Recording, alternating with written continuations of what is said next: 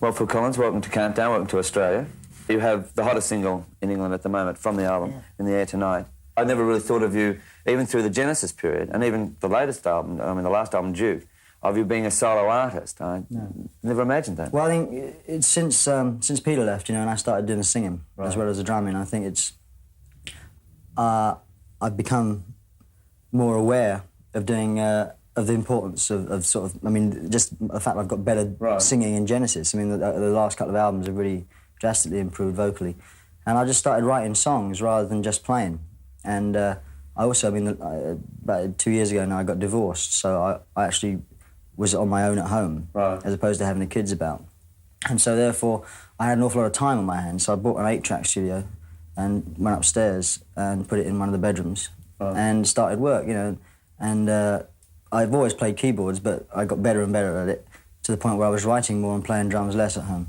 Yours sounds like a big production. Yeah. I've got to say that. I mean, the album is superb, but it sounds, even In the Air Tonight with the drums and everything else, yet basically it's sound-wise, I mean, a lot of trouble was taken over it, but and it did end up costing a lot of money. I mean, it wasn't the fact that it was, I mean, I thought it was going to be very cheap because of the way it was being done originally.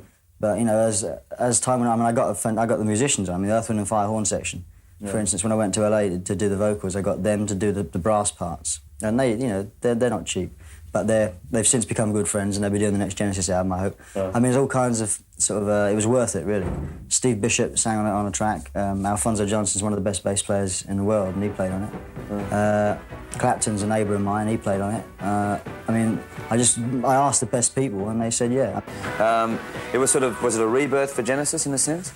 Yeah, it was. I mean, as I said, Duke was the first album we did after My Problems. And we took about a year off, really, because I had to sort myself out, and during which time Montel did their solo albums. So when we came back, we found that we didn't have much material. I mean, nobody had individual songs really written, apart from myself. Tony and Mike had used theirs on their own album.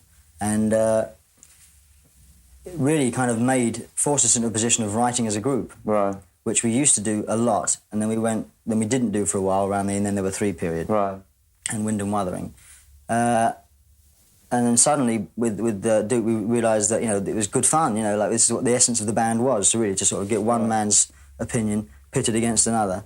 And so Turn It On Again was a classic example of that, a group-written song. All right, what about a possible tour of Australia with the group? Oh, it's a very strong possibility. Either later in the year or the very beginning of next year. I mean, because we'll probably split the touring up into 2 sections. Well, thanks for being on the show. Oh, thanks for having me, yeah. I'll tell you what, as I say, the album Face Values, we might as well tell the title, is an excellent album, and it's a very enjoyable and a very entertaining album. And In the Air Tonight is already turning out to be one of the classics for this year, so congratulations.